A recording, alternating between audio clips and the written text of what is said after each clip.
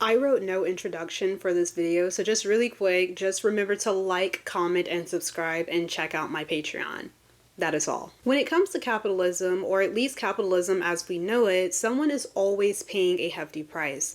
If not the seller, then the customer. If not the customer, then the workers. Capitalism is about profit, not restraint. Therefore, when we encounter a company with insanely low prices, we should be wary of what we might be contributing to when buying from them. On several occasions, I've been offered sponsorship deals with the new e-commerce company Temu. I was unsure what to think about them since they seemed very eerily similar to Shein, a company I abhor. Based on what I've learned, I decided to burn a bridge by making this video discussing my concerns about this business instead of lending them my platform. The company, in its own words, aims to provide an online marketplace that connects customers with millions of sellers, manufacturers, and brands around the world with the mission to empower them to live their best lives. Temu's Code of Conduct page outlines the company's proclaimed standards for doing business ethically, lawfully, and responsibly. While it's somewhat clear what Temu might expect in terms of lawful practices, I am curious to find out how they determine their standards of ethics and responsibility. To me, a company that is ethical and responsible prioritizes human rights, the environment, and sustainability. I am very intrigued to see if Temu maintains these same standards. According to Temu's rather sparse third-party code of conduct, ethics are at the forefront of everything the company does. In addition to covering concerns of bribery, corruption, harassment, discrimination, and so on, Temu's code of conduct also touches upon human rights. Temu respects and seeks to protect and advance the human rights of everyone everywhere. Breaking this down further, Temu specifies that it has a zero-tolerance policy concerning the use of forced, indentured, or penal labor. In other words, employment must be voluntary. Further, child labor is prohibited, and Temu's merchants, suppliers, and other third parties must pay their employees and contractors on time and must be in compliance with all applicable local wage and hour laws. Lastly, Temu demands that third parties provide safe work environments that meet applicable occupational occupancy and fire codes and regulations. To enforce these standards, the business claims to conduct inspections and audits. Temu gives the option for individuals to anonymously report violations as well. Now, so far, this all sounds very promising. That is until you consider the fact that Shein also boasts about supporting the 10 principles focused on human rights, labor, environment, and anti-corruption. On SheinGroup.com, they have more specific claims regarding human rights, stating that they avoid forced labor, harassment, discrimination, and unsafe working conditions for their employees. Like Temu, Shein proclaims the same anti-forced labor standards. But while they argue that they have no direct control over third parties' practices, they do claim that they choose to work with suppliers and business partners that share their commitment to human rights and demonstrate that those rights are being protected. Despite what Shein claims, most people who know of the company are aware of its ethical issues. No business wants to post on their website about how they created affordable products through malignant practices. However, actions and words are very different as exemplified by Shein. According to CNBC, the company called the attention of lawmakers and was suspected of potential forced labor practices, mistreatment of Uyghurs, a marginalized group in China, and for allegedly falsifying reports of underpaid labor of its supplier factories. Another article published by the Business and Human Rights Resource Centers states that the Public Eye, a Swedish organization concerned with analyzing its country's impact on poorer countries, conducted a private investigation to look into possible violations of Chinese labor laws by Shein. They accomplished this by employing independent Chinese investigators to track 17 of Shein's supplier locations. A number of these work environments resided in unsafe residential buildings, some having barred windows and no emergency exits. Textile workers informed the investigators that they worked 12-hour days, surmounting to 75 hours per week while only having a day off each month. Shein packaging workers reported even longer hours, some working up to 14 hours in a single day. It has been uncovered that in one Shein factory, monthly compensation for producing 500 garments a day amounted to $556. Further, first month's pay was withheld to ensure worker retention. At another factory, there was allegedly no base pay. Instead, most workers were allegedly commissioned 4 cents per item made, facing hefty fines for manufacturing mistakes. Outside of potential human rights violations, the fast fashion giant has also been accused of selling hazardous products, namely and allegedly children's clothing containing concerning levels of lead. They are also very notorious for their negative environmental impact. Bringing all of this back to Temu, the company itself is relatively new, launching in September of 2022, not even a year before the release of this particular video. Therefore, there isn't as much damning evidence stacked against them compared to that of Shein. However, the parallels between the two companies are immediately evident. Though Temu offers a variety of products beyond clothing, both companies are associated with fast fashion, offering staggeringly affordable merchandise and claiming to provide it ethically. Considering the track record of a company like Shein, which mirrors Temu, I'm a little skeptical that Temu is any better in its practices. This is concerning considering how quickly their app reached the #1 spot for shopping, even surpassing giants like Amazon and Walmart. This type of mass popularity comes from three main sources: affordability and product variation, shipping speed, and influencer support. And these comparisons are not just a matter of personal perspective on my part. The US-China Economic and Security Review Commission has acknowledged the similarity between these companies' practices. In their issue brief discussing the Chinese fast fashion industry, it states, Temu has replicated Shein's process of quickly manufacturing and shipping clothing to US customers, and that numerous other established emerging Chinese e-commerce firms seek to penetrate the US market by modeling their strategies on Shein and Temu's businesses. One last comparison to draw between Temu and Shein is that one of their primary marketing strategies involves utilizing influencers to advertise for them. As an aspiring creator, I feel like I have an obligation to look into the companies that want me to push their products. However, I've noticed that my opinions on this topic sometimes can greatly vary from that of other influencers and creators. Many of them seem to think that they should do what they can to get the proverbial bag, so as long as they don't wrong their viewers in the process. And I'm sure all of you have wondered, is it really worth it? Is it a scam? Because at first, I'm not gonna lie, I thought it too. But then they reached out to me and they asked to send me some stuff. So I thought this would be a great video to do a huge Temu haul, and we're gonna see if it is real, if it is worth it. The influencer's sense of responsibility tends to start and end with their audience, the people they profit off of. For the most part, influencers want to establish a sense of integrity and trust by assuring their viewers that they only showcase products and services on their channel that they regularly use and enjoy. And while this is a very nice sentiment, provided that you believe them, I think it's frivolous compared to the other concerns they can and should address. I couldn't care less what products my preferred influencers actually like versus what they are merely paid to advertise. As far as I am concerned, as long as influencers are transparent with what they are advertising and the products are legitimate, it does not matter to me how much they enjoy or use them. An ad is an ad is an ad. What I want influencers to acknowledge is that they have a very real potential to contribute to human exploitation, overconsumption, and environmental destruction if they aren't careful about what they use their platform to promote. Get ready with me to go on a brand trip with Shein! However, I've noticed this long-standing deflection of responsibility coming from influencers. They seem to want to have their cake and eat it too, receiving all the benefits from their influence over others while denying responsibility for their missteps or the inadvertent damage that they cause. The internet is a very powerful tool, and as we all continue to increase our use of it, we should acknowledge the repercussions of wielding this power so carelessly. We know the real impact that the internet has at this point. We see people's lives change for the better or for worse because of it. People make their money, find love, and understand the world better because of the internet. Equally, people's lives are ruined or ended because of how some choose to use the internet. We see this. We know it's true. Therefore, it shouldn't be controversial to argue that many influencers hold a certain level of power that they may not fully comprehend or deserve. They are called influencers for a reason. Their collective impact on others is insurmountable to what companies could ever hope to accomplish via traditional advertising measures, so they willfully act as their puppets, using the trust of their audience for the benefit of otherwise faceless companies. But to be very clear, I'm not arguing influencers should never use their platforms to advertise. I would be very much a hypocrite if I said that. I am saying that they should hold themselves responsible for fully understanding what they are promoting before they take a brand deal. They should go beyond reviewing the generic obligatory statements of ethics posted on all companies' websites and find out what they are actually comfortable with shilling for. Don't just tell me you like the product. Don't just fixate about how much daily use you get out of it. Let me know that you genuinely hold yourself to a high standard of integrity and that you have considered all the facets possible of this company before you unleash its advertising campaign upon your loyal followers. With that said, Why exactly did I feel it necessary to reject a sponsorship offer from Temu?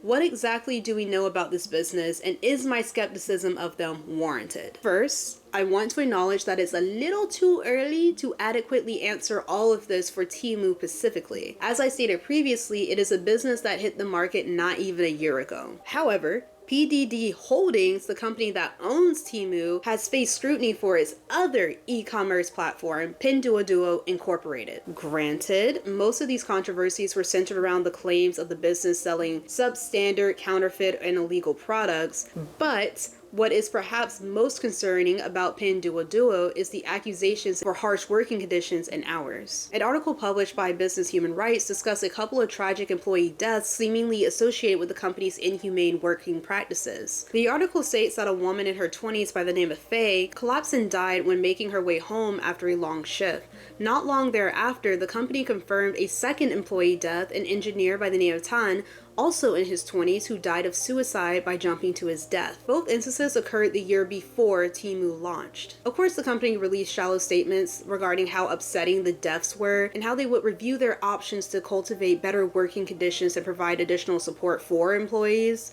However, if there is a true concern for their employees, why would such a company founded by one of the richest men in China, enforce a 996 schedule? For those who are unaware, a 996 schedule refers to a common Chinese company standard demanding employees to work from 9 a.m. to 9 p.m. 6 days out of the week. This has been the same schedule that has been associated with numerous deaths of employees from various Chinese companies. In 2019, an online movement called 996.icu, initiated by Chinese IT practitioners, criticized the practice of 996 in posts, stating it threatened the health of tech employees. These posts trended online as many tech workers related to the frustrations of overwork. 9点半的样子回到公司，就是一直工作到晚上9点钟起步。然后如果是下半年的话，大概基本上是11点半到12点下班。然后基本上没有午休，现在已经有点麻木了。就是下班就早点休息吧，然后可能。So it does make me raise an eyebrow when a company like PDD purports to care about its workers so much, especially when that care is only given when they are put under a microscope. In my opinion, it's damage control and nothing else. Companies like this realize their working conditions and business practices will result in such tragedies. When weighing in on the topic of China's harsh work culture, Richard Liu, the founder of Chinese e-commerce giant JD.com, argued that the economic growth and improved living conditions in China have led to an increase in slackers who are not his brothers. This attitude is allegedly what led to massive layoffs at JD.com. He argued that there were too many employees that weren't meeting the company's expectations for output. The number of slackers have rapidly grown, he proclaimed. If this carries on, JD will have no hope, and the company will only be heartlessly kicked out of the market. These billionaires don't care about the well-being of those they exploit for their astronomical wealth.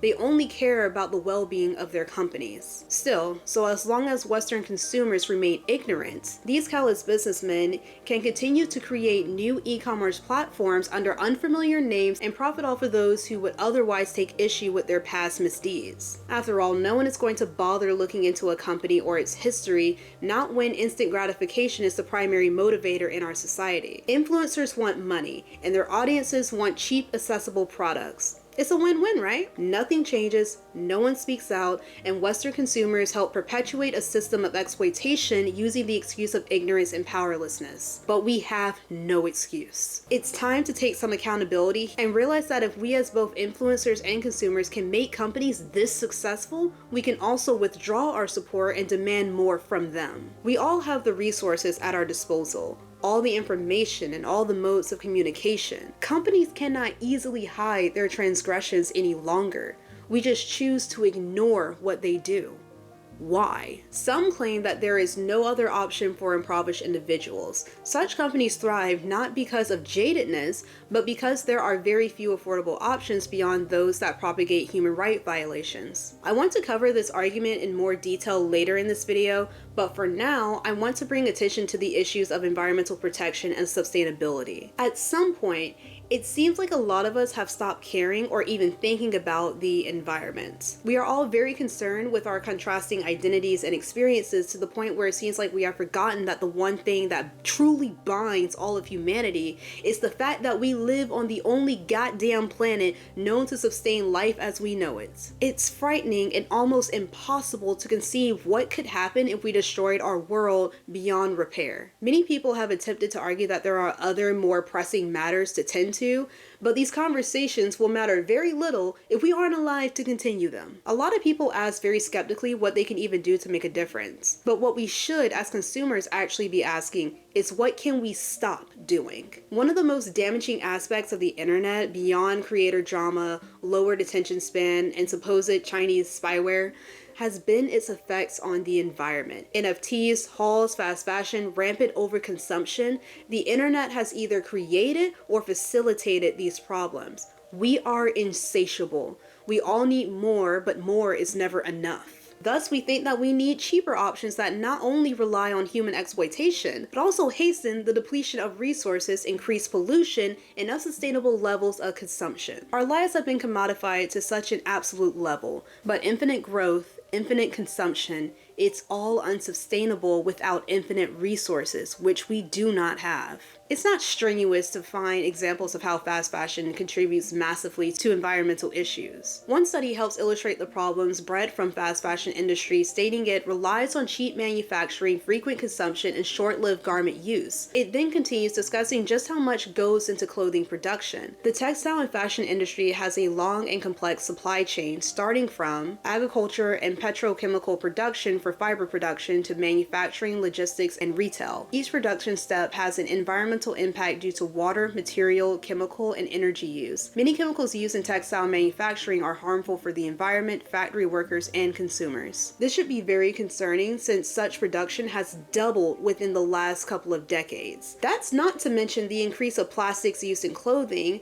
especially in cheaply made clothing. To give an image of how harmful plastic clothing can be, simply washing plastic-based clothes contributes to the release of microplastic pollution into the environment. And this is not even touching upon the general impact of the clothing that we throw away. According to Boston University, the cumulative textile waste produced every year in America amounts to more than 34 billion pounds, of which 66% of it end up in landfills. Even when efforts are made to reuse discarded clothing, much of what we get from overseas is too low quality for further use. The decomposition of these clothes leads to pollution in the air, soil, and groundwater. Discarded clothing can also clog municipal water systems, increasing flooding issues. In some areas, such waste is so plentiful, people opt to burn discarded clothing, causing further air pollution, but also works to the detriment of human and animal health. Now, I don't think that it's reasonable to suggest doing away with plastic in clothes completely. After all, I wear such clothing all the time, but it is alarming that the clothing quality has gone so far down as the production of it goes up. Thus, by supporting fast fashion, we are ensuring that we will continue to invest in the production of large amounts of plastic waste. But of course, both Temu and Shein have talked about how they hope to mitigate the ecological damage of their sites. I don't even think that it's worth going into, considering the sheer amount of information confirming fast fashion's negative impact on the environment. Still,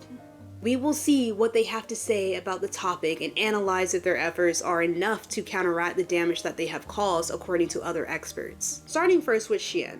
On its responsibility page, the company talks about environmental protection and sustainability. They list a few measures such as investing in modern production techniques and using digital transfer and printing to reduce water use. They also boast about reducing excess inventory.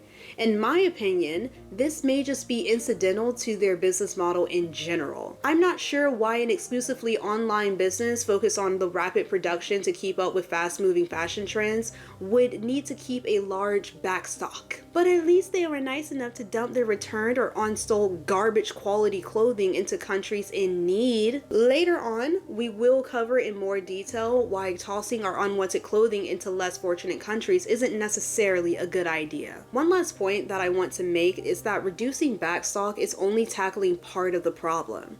After all, fast fashion breeds overconsumption and in turn, overproduction. The quick-moving trends online coupled with the short lifespan of Shein clothing guarantees increased textile waste, even of what is sold. In their 2021 Sustainability and Social Impact Report, Shein goes into further detail about their efforts. To protect our shared home, Shein is committed to lowering emissions and reducing waste at every stage of the value chain. Still, despite these proclaimed efforts, the UN Environmental Program estimates that the fast fashion industry produces 10% of annual global carbon emissions due to its excessive production output. They predict that this number will soar to 50% by 2030 if these companies continue to grow at their current rate. Shein also states that they are making an effort to use recycled fabrics for their clothing. However, a Bloomberg report found that Shein products contain 95.2% new plastics rather than recycled materials. Despite all of these issues, it seems that the company is taking some small steps to work against the damage that it has helped to cause. They have pledged to donate $50 million over the next 5 years to aid textile recycling. They have also gave a $15 million grant to the OR Foundation. This money is supposed to be used to help expand an apprenticeship program for young women in Ghana and help facilitate the recycling of textiles. I won't shame a company, not even Shein, for donating money for a good cause. Still, it's hard to know how much of a difference this will all make. It seems like Shein is battling against the damage it will surely continue to cause due to its foundational business model. It's like an arsonist contributing to the fire safety programs while still burning shit down. If you want to know more about Shein's self-proclaimed environmental and conservation efforts, I encourage you to look at the 2021 report posted on their website. I didn't cover every single detail in the report, but still wanted to give you guys a basis for what the company claims to do to help offset its environmental impact. Moving on to Temu. In their third-party code of conduct, they claim to strive to protect the environment and natural ecosystems in everything they do. They hope to accomplish this by offsetting a portion of the carbon emissions they produce by preventing third parties from using or dumping hazardous chemicals. And yeah, that's all I could find. That's it. While the company claims to protect the environment and blah blah blah and everything that it does, they only offer a couple of examples on how they hope to do this. Maybe there's more details somewhere else on their website, but I haven't been able to come across anything more comprehensive. And you shouldn't have to dig through a company's website or portfolio to find this kind of information when they promised it to you. It's transparency at its finest. Perhaps when they run into a few more controversies of their own, they'll put more effort into outlining their conservation plans. Then again, maybe not. Greenpeace gave Temu's sister company Pinduoduo a score of 0 points for climate commitments or information disclosure. As they assert, despite the company's size as one of the biggest e-commerce platforms in China, it has not disclosed relevant information through official channels. Now we're going to start getting into the real nitty-gritty of this conversation. We are going to look at how influencers and internet users have been rapidly impacting the fashion market and the effects it has had on poor communities and countries. In the late 90s and the early 2000s, retailers began investing increasingly more in cheaply made clothing that could be produced more quickly to keep up with the faster moving trends. During these times, fast fashion still resided mostly in physical retail settings, with stores like H&M or Zara at the forefront. Fast forwarding 20 years or so, the global pandemic restricted consumer access to physical stores. Thus, exclusively online entities like Shein found recent success. It's pretty easy to see why today's biggest fast fashion companies would want to work closely and consistently with influencers. Their consumers are younger individuals with internet access who are concerned with keeping up with trends. If that is the case, it makes the most amount of sense to market mainly online, namely on social media platforms these individuals frequent like YouTube or TikTok. Because established influencers have developed parasocial relationships with their audiences and tend to be consistent with the type of content that they produce, they have cultivated platforms that are ripe for advertising. Fast fashion giants don't have to extend a whole lot of time or effort to locate their markets because influencers have already weeded out their primary demographics. Both Temu and Shein have information on their websites about becoming a partner with them. On Shein's influencer program page, they say that they are looking for trendy beauty babes, makeup artists and lovers, and cool content creators to work with them. In exchange, they provide perks like gift boxes, bonuses, and exposure to their community of over 1 million followers. And most recently, a lavish brand trip to one of their factories. What's up, you guys? Today we're going to talk about Shein. All the tea, debunking some rumors, and everything you guys wanted to know from my brand trip. And I got invited to this dinner that the heads of Shein were at, and I got so much good information, and I want to share it with you guys so that we can be on the same page. And that way you guys understand what made me work with Shein and why I feel confident in doing so. So I'm just now making this video because I was in works with talking to Shein about how I can bring information from the brand to the consumer and how I can help them with debunking a lot of these rumors.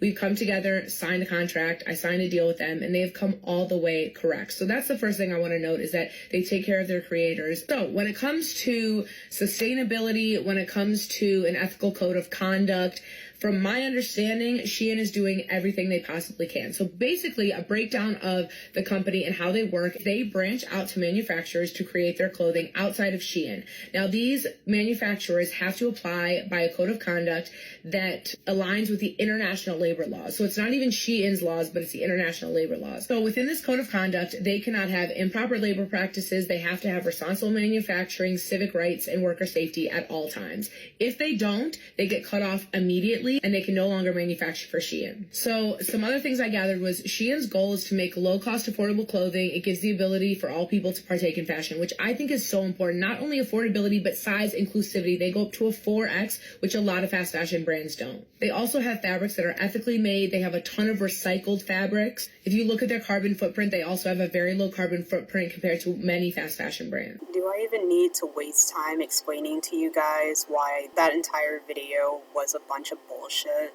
No, I didn't think so. Thank you. Temu very much mirrors these offers for its partners. Once partnered with one of these companies, influencers advertise to their viewers, usually with haul videos that showcase to them the clothing that they've received. Hauls have been a very common trend with fashion influencers, especially if the clothing is affordable. This is just a personal speculation, but I believe that such content has in some way encouraged viewers to do hauls of their own. After all, if fast fashion is so cheap and buying stuff is so fun, why not emulate what your favorite influencer is doing? However, hauls are not just exclusive to fast fashion. There are a number of influencers who also do thrift hauls, buying mountains of clothing from local and commercial secondhand stores. I know what you're probably thinking here. If sustainability is so important to you, shouldn't you admire the efforts of influencers who are encouraging thrifting? While it is true that secondhand is a more sustainable option than buying new, overconsumption of any kind of thing has consequences, even if they're not immediately apparent. So, this actually leads me into my final discussion. What sort of impact does all of this have on poorer communities and countries? Despite its problem, fast fashion has often been championed as an affordable and accessible option for those with little money to keep up with trends. I want to emphasize that fast fashion is not a practical option for those who need clothing out of necessity, and keeping up with trends is ultimately a privilege. With that said, someone on a budget can procure better quality clothing from outlets or thrift stores. Unfortunately, the modern image of thrift stores is marketably different from how things used to be. Not only have thrift hauls encouraged people to buy up large amount of clothing that they do not need, but online resellers have also exploited thrift stores to stock up on merchandise. If you visit your local secondhand stores frequently enough, like I do, you may start seeing familiar faces. And I'm not speaking of the lower income people who need these stores out of necessity. Instead, I'm talking about the people who appear to be upper middle class, pushing carts filled to the brim, and are often seen scanning merchandise with their phones to look up resale prices online. Some would argue that it doesn't matter who buys what from thrift stores and how much they purchase and for what purpose. At the end of the day, the thrift store gets its money, right? What this kind of argument neglects to understand is the fact that such spending habits limits the resources available to those who truly need them. The fact is, not everyone is fortunate enough to have the internet to purchase fast fashion items online.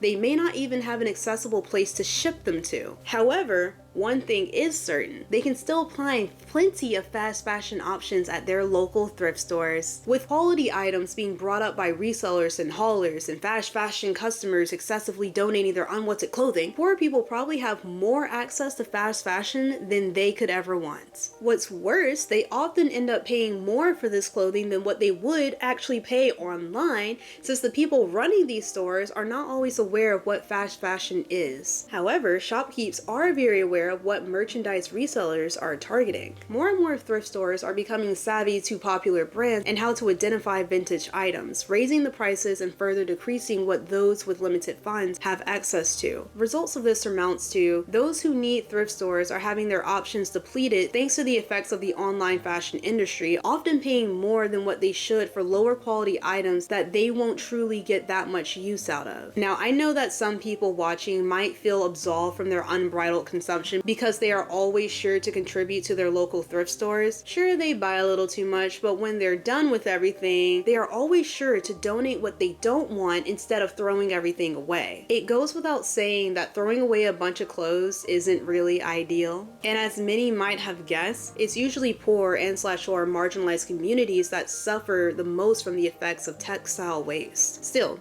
this does not mean donating excessive amounts of clothing is the end-all solution. Not every thrift store has the staff size necessary to deal with the amount of donations they receive. Even if they did, the quantity of donations they get is far beyond what they can sell in the States, so a lot of them try to ship it overseas instead. As environmental activist Matilda Lotry puts it, the system of shipping unwanted used clothing to other countries relies on a major assumption, that these clothes want it. Increasingly, that is simply not the case. Rwanda, Kenya, Tanzania, and Burundi have all either banned or attempted to ban used clothing imports. The real issue at the end of the day isn't the fact that clothing is being shipped abroad, but rather the amount of clothing being shipped is far too great and the quality of the textile sent is way too low. I realize that a lot of people donate excessive amounts of clothing because they care to some extent about the impact of their garbage. Most don't want to be wasteful and would rather someone else get use out of what they no longer want. But everyone seems to forget that we cannot just reuse and recycle, we must also reduce. Now, I want to bring this all back to fast fashion and illustrate one final point. Do you remember how I mockingly proclaimed that it is so nice for Shein to dump the garbage clothing they make that it couldn't sell into less fortunate countries? Well, a recent satellite photo has shown the consequences of such practices. In Chile, fast fashion clothing is so plentiful that it can literally be seen from space. It was reported that about 59 tons of unsold clothing arrived to Iquique port each year, and around 39 tons of the garments ended up dumped in the desert. El problema es que solamente un 15% de eso es lo que se vende como segunda mano. El 85% viene a dar a los vertederos clandestinos. En la antigüedad la ropa era más que nada de algodón. En estos momentos que el material que utilizamos predominante en estas prendas es el poliéster. Ahora, ¿qué es el poliéster? Es justamente un polímero sintético que tiene un tiempo de biodegradación de muchos años en comparación al algodón. As I wrap this video up, I want to acknowledge that many people may feel personally attacked by some of the things that I've discussed. I would like to emphasize that I'm not doing this to demonize anyone except for maybe the companies that I'm talking about and the people that run them.